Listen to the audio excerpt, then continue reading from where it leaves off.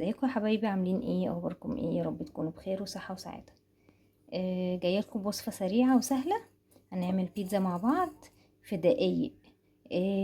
للعشاء بالليل كده، مثلا انتي ما عندكيش عشاء وعايزه تعملي اي حاجه خفيفه وسريعه ليكي وللولاد تعشوا بيها، تقومي تعملي اسرع بيتزا في الكون. هنعمل ايه مع بعض؟ احنا هننزل بكوبايه، المكونات بقى كوبايه الا ربع ميه. تمام. هننزل معلقة الشاي، هننزل بيها معلقة الشاي اهي خميرة. تمام. هننزل بنفس معلقة الشاي بربع ملح. ايه تاني؟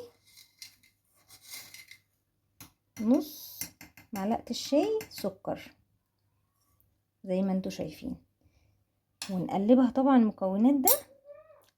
ايه تاني؟ احنا هنقلب طبعا المكونات ده، بس هنعمل خطوة تانية اللي هي الزيت.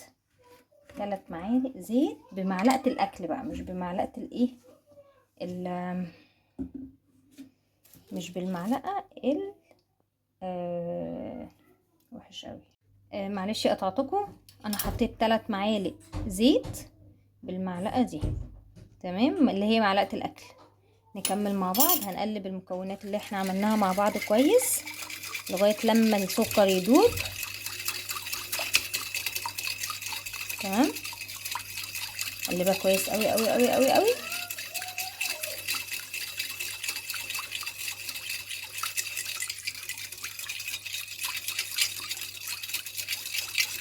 بعد كده هننزل بايه؟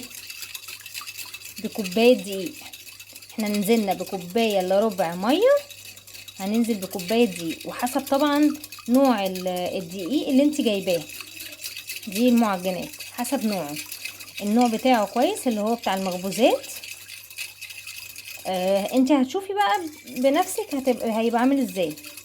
نزلتي بكوبايه الدقيق، انا نفس الكوبايه دي طبعا انا عيرتها ميه كوبايه الا ربع. هننزل بقى بكوبايه الدقيق اهو، وهنقلب كويس. احتاجت ميه هنحط بق ميه عشان تبقى عجينه سايله اهو. ممكن تحتاج مننا ميه، احنا بنقلب على ناحيه واحده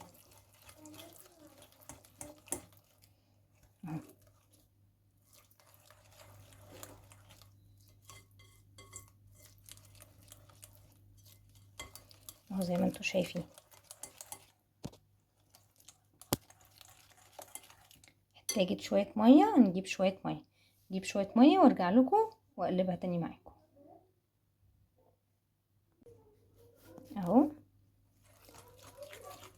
عايزه سنه ميه عشان اخليها سايله كويس، سنه ميه صغيره، ما احتاجتش ميه كتير، سنه ميه بس.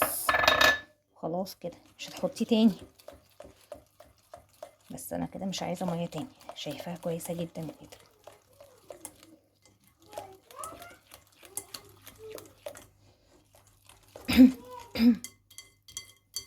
اهو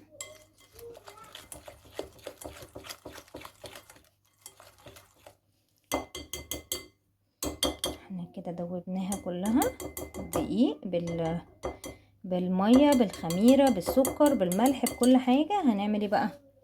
هننزلها في الصينيه احنا عاملين ايه؟ ثانيه واحده معايا. عاملين ايه في الصينيه؟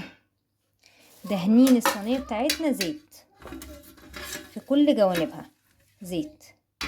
تمام. هننزل بالخليط كله من غير ما نلمسه، مش هنلمس الخليط، ملناش دعوة خالص وهي بتنزل. بس طبعا هننزل اللي في البولة نفسها، هنزل كل اللي في البولة وارجع لكم اهو. نزلنا كل الخليط بقى في الصينية. هنعمل ايه؟ هنوزعه كده زي ما انتوا شايفين في باقي الصينية عشان يتفرد كويس من غير ما نلمسه ولا بأي حاجة اهو. او تعملي كده اهو زي ما انتوا شايفين. طبعا عايزين كل الفراغات تتملي اهو.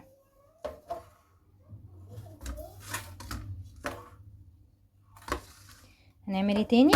هنعمل كده اهو، نخبطها عشان الفقاقيع اللي فيها متطلعش هوا، تتخمر كويس. بس هنعمل ايه تاني؟ هنغطيها بفوطة ونسيبها ترتاح من 10 لربع ساعة بالكتير، بعد كده نسويها اهو. سيبناها تخمر شوية تمام. هنحطها في الفرن. مش هينفع طبعا ندهن الصلصة دلوقتي وهي بالشكل ده، لازم نسيبها في الفرن تشمع ونطلعها نحط عليها الصلصة. هدخلها تشمع في الفرن واوريكم برضو نحط الصلصة ازاي هتبقى شكلها عامل ازاي. اهي يا حبايبي شمعت. هنعمل ايه؟ هننزل بالصلصة بقى بتاعتنا اهي اهي. طبعا احنا ما كناش في الاول بالراحة كده، ما كناش في الاول مهما تعملي مش تعرفي تحطي الصلصة اهو اهو زي ما انتوا شايفين.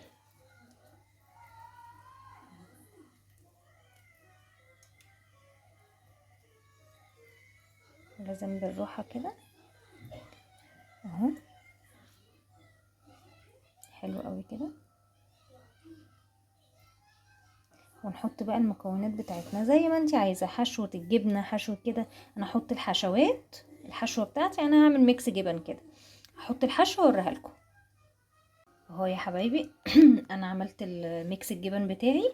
هدخلها الفرن على درجة الحرارة برضو نفسها 180. هتاخد اللون بتاعها من تحت، وبعد كده هفتح عليها الشواية من فوق عشان تاخد اللون بتاعها وتحمر الجبنة بتاعتي. بعد كده اوريها لكم بالهنا والشفا. والبيتزا طلعت من الفرن. احلى بيتزا، احلى بيتزا في دقايق يا جماعة، ما خدتش معايا وقت اصلا. جميلة. تعالى اقطعها معاكم. سو جمال، تحفة. ولا الريحة بقى قلب البيت بصراحة يعني، خطيرة يا جماعة بجد.